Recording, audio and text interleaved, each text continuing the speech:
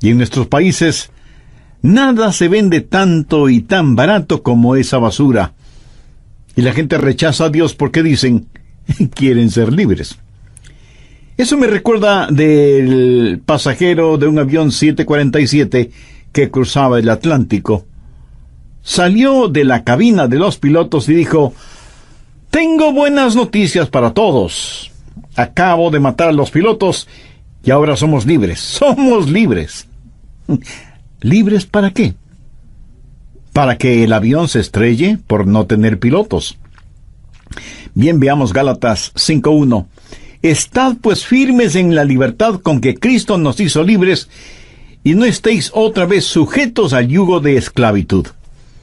Hablamos de esta libertad que tenemos en el Señor Jesucristo desde el punto de vista de una vida de libertad y de la dinámica de una vida de libertad.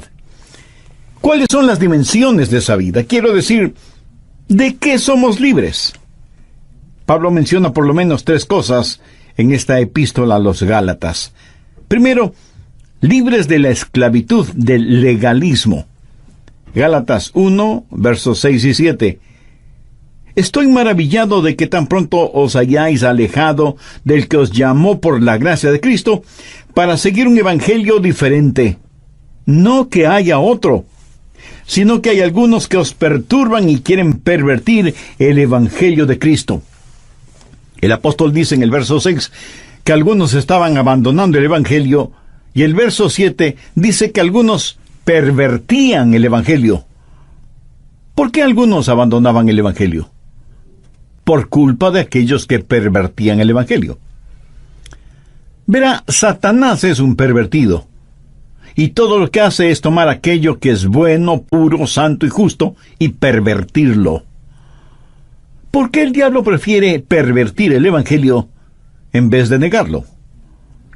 Bueno, si él puede pervertir el evangelio y hacer que usted crea un evangelio corrupto y no el verdadero evangelio, usted estará conforme con lo falso y será un cristiano sintético. Dios quiere que usted crea en el verdadero evangelio, mientras Satanás quiere que usted crea en un evangelio que ha sido pervertido. Un evangelio que es una imitación del genuino evangelio de Cristo. Gálatas 1:8 dice, mas si aún nosotros, o un ángel del cielo, os anunciare otro evangelio diferente del que os hemos anunciado, sea anatema. La expresión sea anatema significa sea condenado al infierno. En estos días, para muchos, eso es tener una mente estrecha. Pero aquí no estamos hablando de asuntos de preferencia, estamos hablando de asuntos que tienen connotaciones eternas. Cualquiera que quita, o aumenta, o cambia, o distorsiona, o pervierte el evangelio del Señor Jesucristo, será sometido al más severo juicio de Dios. Y tampoco estamos hablando de preferencias denominacionales, ni del estilo de bancas o sillas, ni del color de las alfombras en las iglesias. Tampoco estamos hablando de cuál será el equipo ganador en ciertos deportes. Estamos hablando de un asunto de veracidad eterna. Pablo dice en el verso 9, como antes hemos dicho, también ahora lo repito, si alguno predica diferente evangelio del que habéis recibido, sea anatema. Él no está tratando de complacer a la gente. Ahora escúcheme con atención. No es el mensajero el que valida el mensaje. ¿Cómo sabe usted que lo que estoy hablando ahora es la verdad? Usted dirá, bueno, pastor, creo que usted es un buen hombre y preparado, confío en lo que dice. Bueno, gracias por eso. Pero escúcheme, yo no soy el que le da valor al mensaje. Suponga que el próximo domingo en la iglesia a la que asiste, de pronto apareciera un genuino ángel más brillante que el sol del mediodía. No hay ninguna duda de que es un ángel del cielo. Y dirigiéndose a toda la congregación dijera, amados en Cristo, han sido sumamente bendecidos. He sido enviado desde el cielo para informarles que tengo una nueva revelación, que tengo un nuevo evangelio. ante un evento así, ¿qué dice Pablo? Sea anatema, sea maldito ese ángel. Ahora solo suponga que yo, en uno de estos mensajes, les dijera: amigas y amigos, ¿recuerdan ese antiguo evangelio sobre el cual solía predicarles? Bueno, eso estuvo bien en el pasado. Hoy tengo un nuevo y moderno evangelio para esta nueva y moderna época. ¿Qué es lo que me diría Pablo? Sea anatema.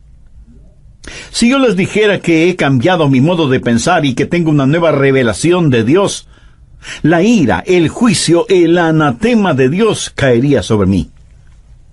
Veamos Gálatas 1:10.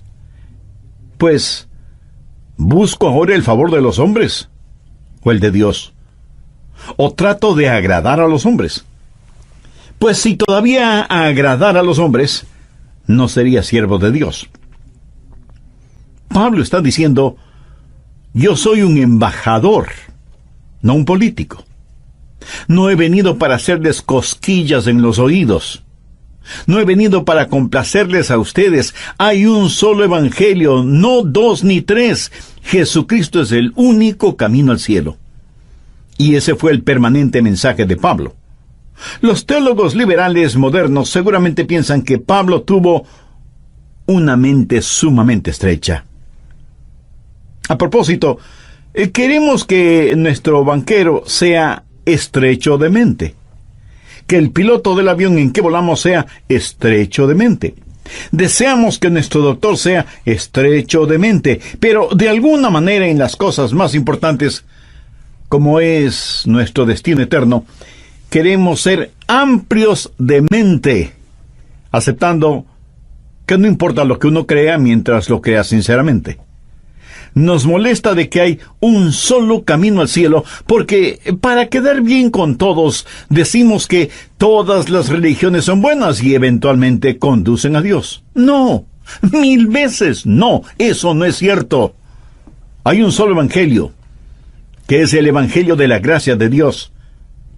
Y espero que usted esté de acuerdo conmigo en eso. Y si no lo está, lo más seguro será que no me seguiré escuchando. ¿Qué es lo que le da autenticidad al evangelio? ¿Cómo podemos discernir si es o no el genuino evangelio?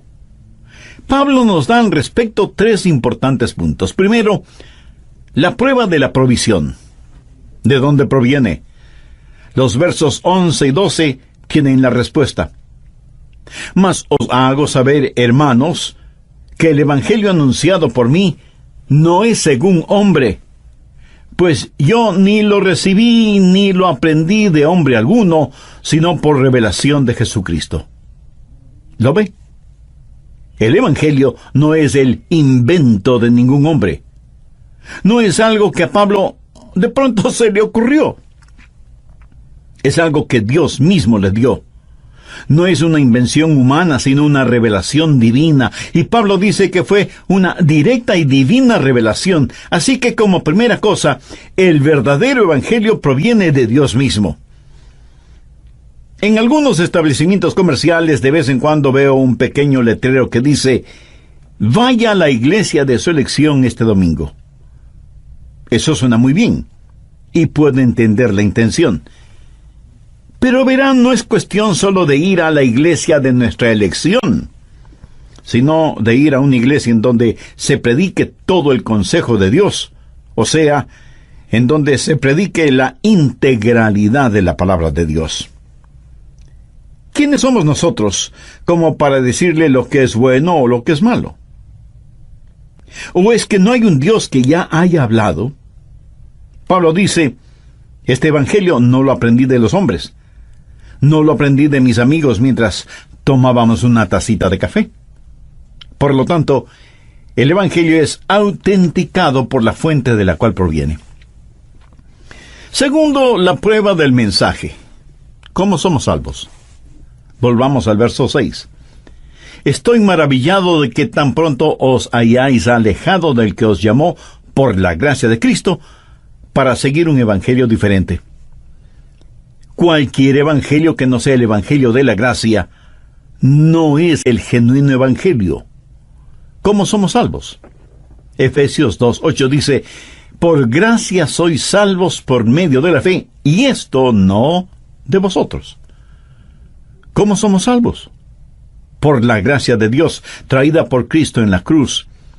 Y cuando Él la completó, nadie puede quitar nada de ella, nadie puede añadir algo a ella, porque es el trabajo sobrenatural de Dios. Tercero, la prueba del personaje. El Señor Jesucristo es el personaje central del Evangelio. El Evangelio es acerca del nacimiento, la vida, los milagros, el martirio, la muerte, la resurrección y la ascensión de Cristo. Eso es el Evangelio, la vida y la muerte de Jesús por nuestros pecados. Él es el personaje central del Evangelio. No es un Evangelio que hace referencia a Él, sino un Evangelio que se centraliza en Jesucristo. ¿Qué es el Evangelio? Es el Evangelio de la gracia de Cristo. ¿Qué es la salvación? Mi amigo, la salvación no es un credo. No es el sencillamente saber ciertas cosas como el plan de salvación.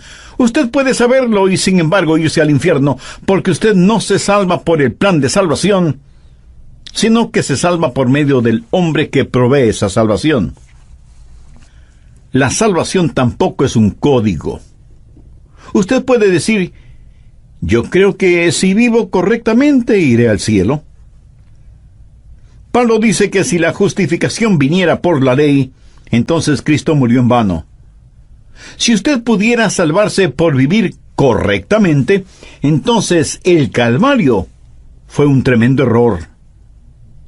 La salvación tampoco es una causa.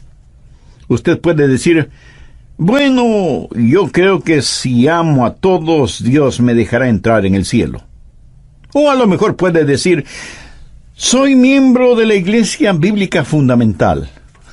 Amigo, la salvación no es una iglesia, no es una religión, no es un credo, no es una causa.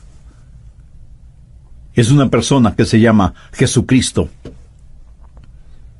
¿Sabe por qué tenemos tanta confusión religiosa en el mundo? Porque la gente acepta credos, no a Cristo. Se unen a una iglesia sin conocer a Jesús. La salvación no es creer en algo, es recibir a alguien.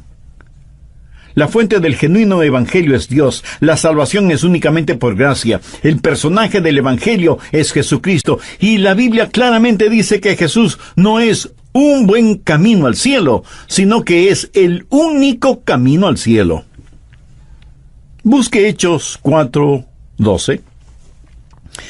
Y en ningún otro hay salvación, porque no hay otro nombre bajo el cielo dado a los hombres en que podamos ser salvos. Esta realidad bíblica de que Jesús es el único camino al cielo, ¿le ofende? ¿Le molesta? ¿Le disgusta? Pues lo siento muchísimo. Esa es la verdad de Dios. Cualquier otro evangelio es un evangelio falso, y la ira de Dios, el juicio de Dios, caerá sobre él. ¿Cómo es que el evangelio nos salva? Si usted no entiende que es salvado por la gracia de Dios, siempre estará esclavizado al legalismo. Nunca podrá decir: alabado sea Dios, sé que soy salvo. Pero si entiende que es salvo por la gracia de Dios, entonces estará libre de la esclavitud del legalismo. No se encontrará bajo el yugo del esfuerzo propio. Si alguien me pregunta: Pastor Rogers, ¿está seguro de que se irá al cielo? Por supuesto que sí. Y usted me dice: parece que se tiene mucha confianza. No. Ahí es donde usted se equivoca. Esa es la forma en que sé que voy a ir al cielo, no teniendo confianza en mí mismo, porque si la tuviera, no podría saberlo. Porque siempre tendría que estarme preguntando: ¿soy lo suficientemente bueno? Creo que lo soy. Y no lo soy porque no miento, no robo, no maldigo, no me emborracho, pero a veces pierdo mi temperamento.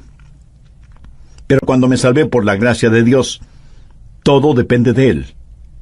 No tengo que ser como un signo de interrogación con mi cabeza agachada todo el tiempo.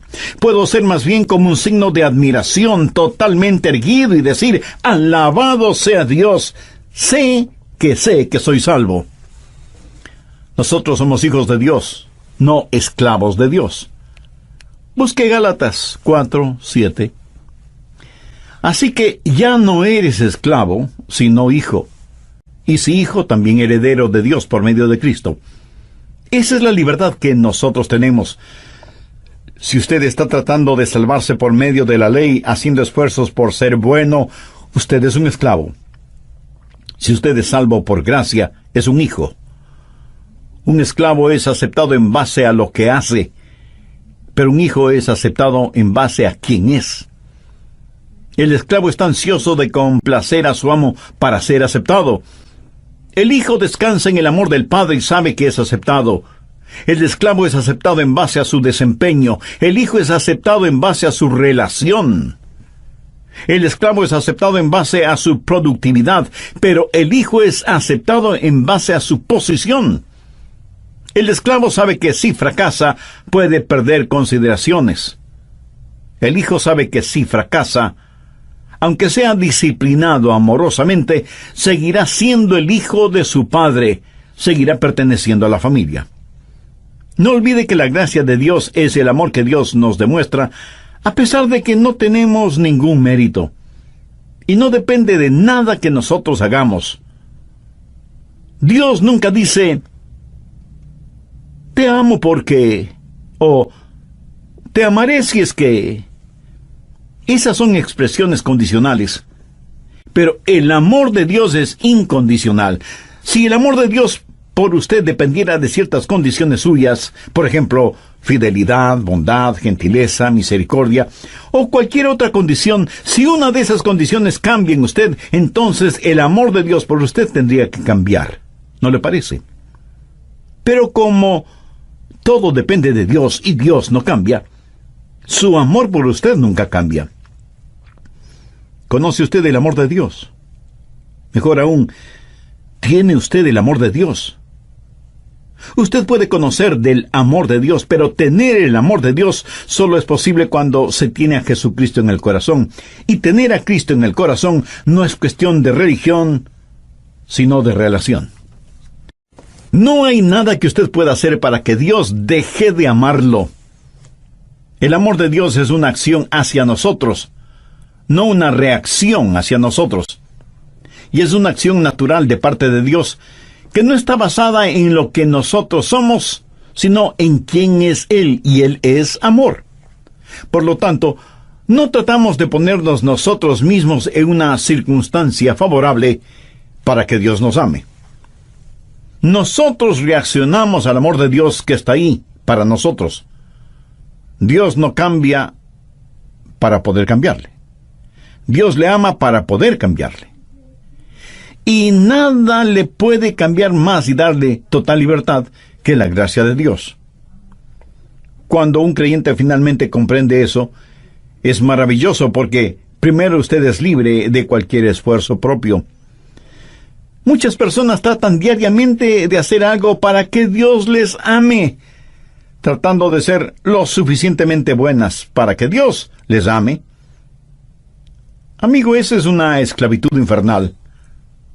Por eso Jesús vino para primero, por medio de la gracia, darle libertad del legalismo.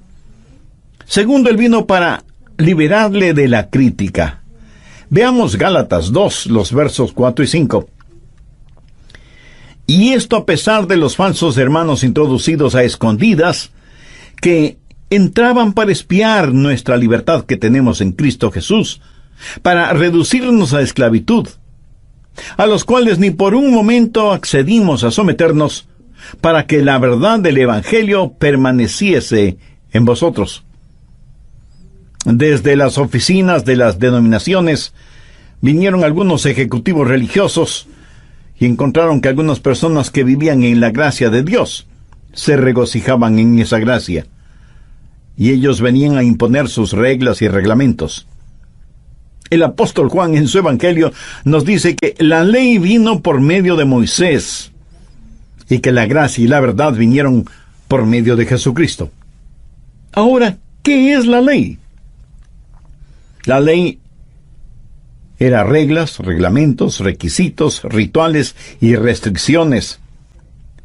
La ley fue dada para mostrarnos la clase de pecadores que somos y que no podríamos ser salvos solo por cumplir la ley. La ley nunca podría salvarnos. Si la ley pudiera hacerlo, no hubiera sido necesaria la venida de Jesús. La ley fue dada para mostrarnos que necesitábamos un Salvador. Los fariseos habían estudiado la ley con su larga lista de reglas, reglamentos, requisitos, rituales y restricciones, y añadieron a esa ley una larga lista propia de ellos. 613 nuevos requisitos que revisaban constantemente y que celosamente se aseguraban que los demás los cumplieran. Con esa lista comparaban las actividades de los apóstoles y de los demás seguidores de Cristo. Pablo los identifica como falsos hermanos. Los hacedores de reglas y reglamentos no vienen de fuera de la iglesia, sino de dentro de la iglesia. Son falsos hermanos que tratan de someter a los demás. Son falsos hermanos que han escuchado a algún gurú o algún pseudo líder espiritual y les dijeron que esta o aquella es la manera de hacer las cosas o no hacerlas. Mi amigo, no estoy hablando de los genuinos y santos mandamientos de Dios que encontramos en la Biblia.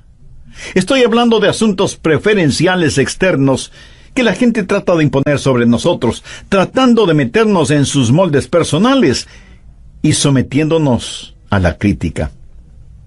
Y Pablo, que era un combatiente por la verdad, dice que él no les dio ninguna oportunidad. De hecho, mire lo que dice en el verso 11. Pero cuando Pedro vino a Antioquía, le resistí cara a cara, porque era de condenar.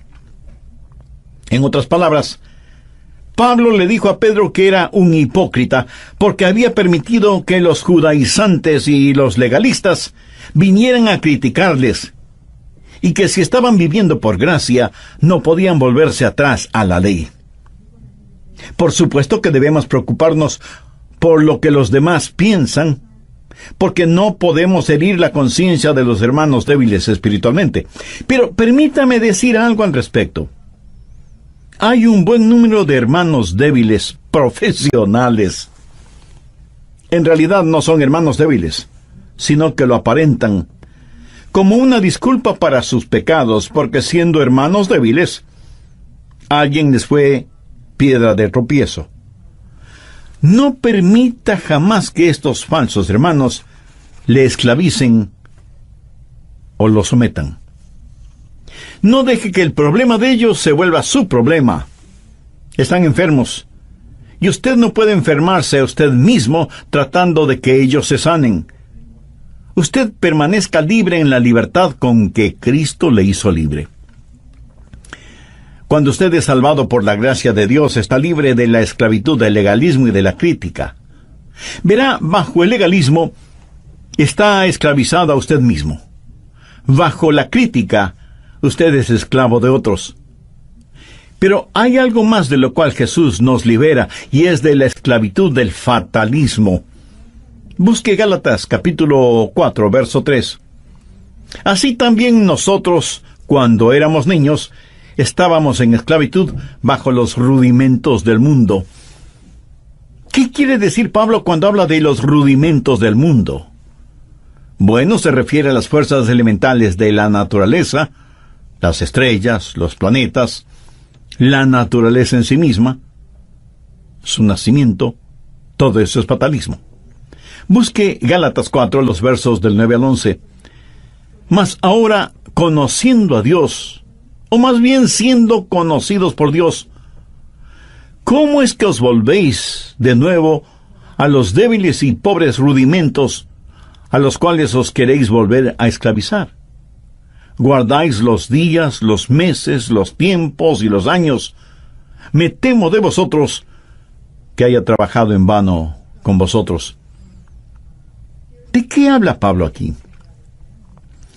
Habla de las personas metidas en la astrología, el zodíaco, los planetas, los elementos de la naturaleza, de los que dicen, ese es mi destino, o voy a leer mi horóscopo para ver qué es lo que me va a pasar hoy. Pobres personas engañadas y esclavizadas por los rudimentos del mundo. Escúcheme, yo jamás he leído el horóscopo, ni siquiera por curiosidad, porque eso, mi amigo, eso es del diablo. Astrología, astrólogos, tiene que ver con los astros, las estrellas, los planetas. Y dicen que si las estrellas o planetas no están donde deben estar, alguna tremenda catástrofe va a producir.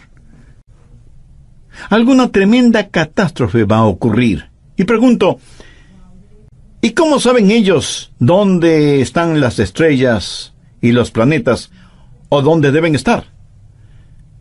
Porque de acuerdo a lo que yo sé, solo Dios lo sabe.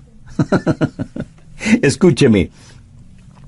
Para un hijo o una hija de Dios, no hay tal cosa como desastre, porque de acuerdo al apóstol Pablo, sabemos que a los que aman a Dios, todas las cosas les ayudan a bien, esto es, a los que conforme a su propósito son llamados. Dios es Dios. Y yo no soy una víctima del destino.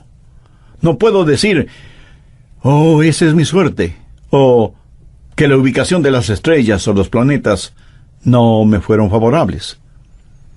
Yo soy lo que soy por la gracia de Dios, y eso me hace libre. Bajo el legalismo, usted es esclavo de usted mismo. Bajo la crítica, usted es esclavo de los demás. Bajo el legalismo, es esclavo de las circunstancias, pero la gracia de Dios le ha liberado de todas esas cosas. Esa es la dimensión de la gracia. Pero ¿cuál es la dinámica de la gracia? ¿Cómo opera o cómo trabaja? Todo está centralizado en la cruz de Jesucristo. Permítame mostrarle algo aquí. Veamos Gálatas 2:20. Este es uno de los versículos fundamentales en la Biblia, en donde el apóstol Pablo dice, «Con Cristo estoy juntamente crucificado. Y ya no vivo yo, mas Cristo vive en mí.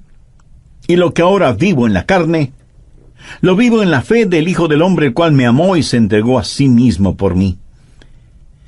Pero ahora quiero que note el contenido del verso 21. «No desecho la gracia de Dios, pues si por la ley fuese la justicia, entonces por demás murió Cristo». ¡Qué declaración más extraordinaria! No desecho la gracia de Dios. Si usted pudiera salvarse por ser un buen hombre o una buena mujer, entonces el Calvario fue una tremenda equivocación. Pablo dice en Gálatas 3:1, «Oh Gálatas insensatos, ¿quién os fascinó para no obedecer a la verdad? A vosotros ante cuyos ojos Jesucristo ya fue presentado claramente entre vosotros como crucificado». Entonces, ¿cuál es la respuesta? ¿Cómo Dios nos libera? Se podría decir que la cruz es nuestra estatua de la libertad. Es la cruz la que proclama nuestra libertad, porque ella nos libera del legalismo, ya que cada demanda de la ley fue pagada por la preciosa sangre de Cristo. La cruz nos libera de la crítica, porque todos nos pueden criticar todo lo que quieran, pero sabemos quiénes somos y quién nos amó lo suficiente como para morir por nosotros. La cruz nos libra del fatalismo, porque estuvimos en el corazón y la mente de Dios aún antes de la fundación del mundo. No tengo que estar esclavizado al concepto de destino, a la influencia de los astros en mi vida o a la suerte. La cruz nos libera y lo hace con un propósito práctico. Veamos nuevamente Gálatas 2:20. «Con Cristo estoy juntamente crucificado, y ya no vivo yo, mas vive Cristo en mí. Y lo que ahora vivo en la carne, lo vivo en la fe del Hijo de Dios, el cual me amó y se entregó a sí mismo por mí». Note que hubo la ejecución de una vida. Estoy crucificado con Cristo. Y si usted es un genuino hijo o hija de Dios, también ha sido crucificado con Cristo. Esto no es algo retórico, es la verdad. Jesús murió por nosotros. Pero cuando Él murió, nosotros morimos con Él, cuando Él fue clavado en la cruz como nuestro sustituto. Ahora escúcheme con atención. Decimos que Él llevó nuestros pecados a la cruz y que Él murió por nuestros pecados. Ahora, si Él llevó nuestros pecados, todavía quedamos nosotros, ¿no le parece? Él nos llevó a nosotros a la cruz para que muramos. El problema no es lo que usted hace, sino lo que usted es. La paga del pecado es muerte. Su pecado exigía su muerte, y Jesús murió por usted, y usted murió con Él, crucificado con Cristo. Pero no solo una vida fue ejecutada, sino que una vida fue intercambiada. Y ya no vivo yo, mas Cristo vive en mí. No solo que Él murió, y yo morí con Él, sino que cuando Él resucitó, yo resucité con Él. Supongamos que yo cometo un homicidio y soy condenado a morir en la silla eléctrica. Luego de ejecutada la sentencia, viene un doctor, me toma el pulso, comprueba todos mis signos vitales y firma mi certificado de muerte. ¿Puede la ley hacerme algo más? De ninguna manera. Yo estoy muerto, y bien muerto. Ahora suponga que por un milagro inexplicable, yo vuelvo a la vida. ¿Podrían ponerme nuevamente en la silla eléctrica? De ninguna manera. Yo ya había sido ejecutado, sentenciado y ejecutado. Amigo, usted murió con Cristo. La ley ya no tiene ninguna demanda sobre usted. Usted ha pagado con su vida el precio de su culpa. Y si usted vive es porque Él murió y resucitó. Y con usted sucedió lo mismo. Una vida ejecutada, una vida intercambiada. Es una vida con nuevas energías, la vida que ahora vivo. Y que la vivo en la fe del Hijo de Dios. Note que no dice fe en el Hijo de Dios, sino en la fe del Hijo de Dios. O sea, su fe en mí, su vida en mí. Él habita en mi humanidad. ¿No es eso maravilloso? Eso es libertad. Y es la gracia de Dios que nos libera. ¿Recuerda la historia de Moisés cuando estuvo en el desierto? Vio una zarza ardiendo, pero que no se consumía. Ese hecho en sí mismo era milagroso. Imagínese, una zarza ardiendo, o sea, completamente envuelta en llamas, y sin embargo las llamas no reducían a cenizas a esa planta.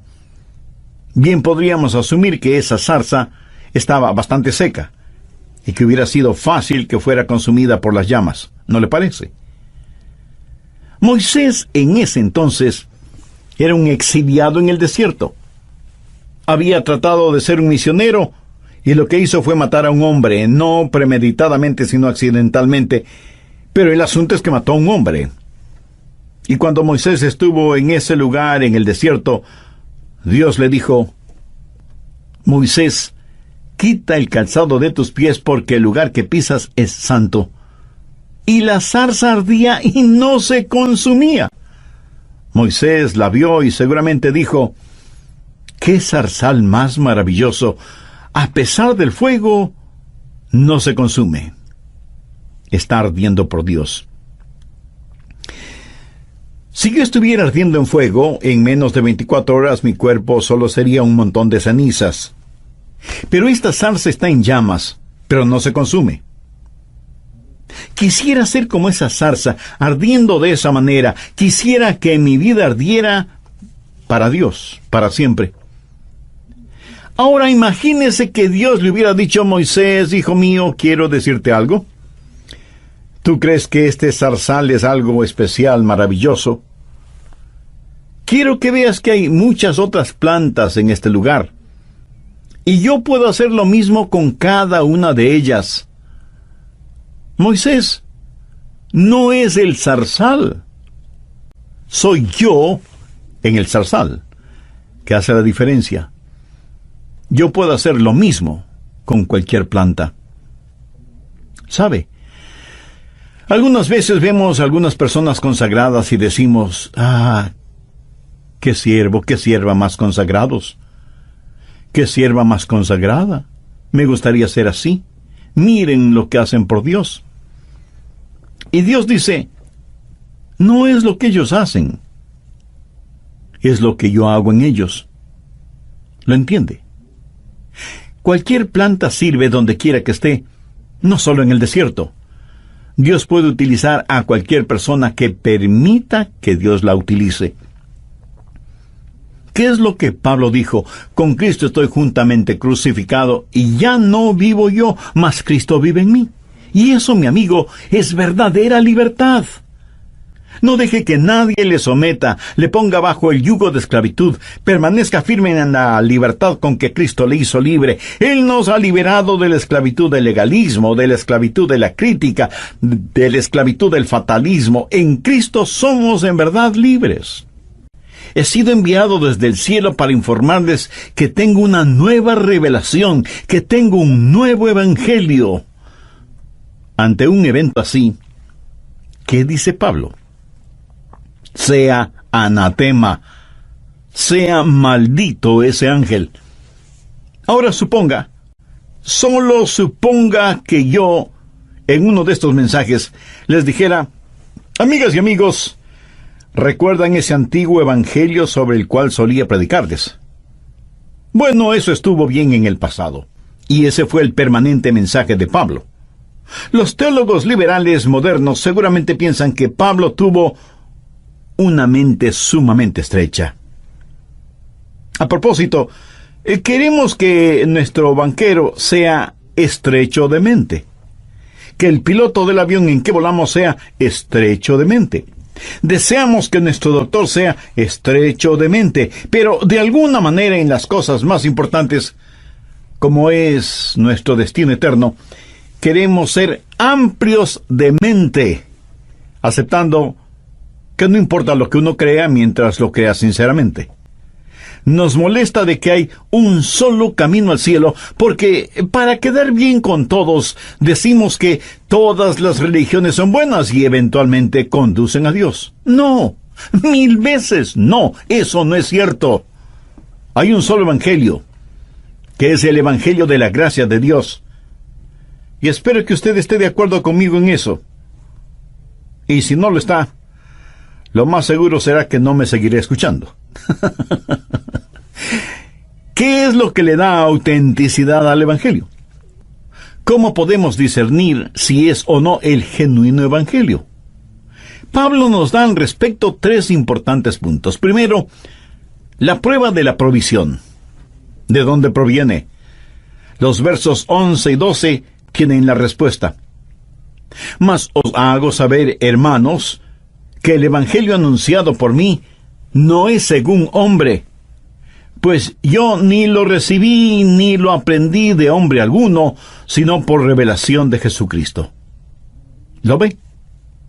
El evangelio no es el invento de ningún hombre. No es algo que a Pablo de pronto se le ocurrió. Es algo que Dios mismo le dio.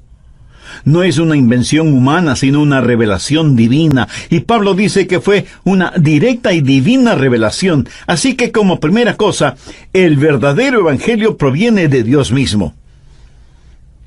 En algunos establecimientos comerciales de vez en cuando veo un pequeño letrero que dice: vaya a la iglesia de su elección este domingo. Eso suena muy bien, y puedo entender la intención. Pero verán, no es cuestión solo de ir a la iglesia de nuestra elección, sino de ir a una iglesia en donde se predique todo el consejo de Dios, o sea, en donde se predique la integralidad de la palabra de Dios. ¿Quiénes somos nosotros como para decirle lo que es bueno o lo que es malo? ¿O es que no hay un Dios que ya haya hablado? Pablo dice: este evangelio no lo aprendí de los hombres. No lo aprendí de mis amigos mientras tomábamos una tacita de café. Por lo tanto, El Evangelio es autenticado por la fuente de la cual proviene. Segundo, la prueba del mensaje. ¿Cómo somos salvos? Volvamos al verso 6. Estoy maravillado de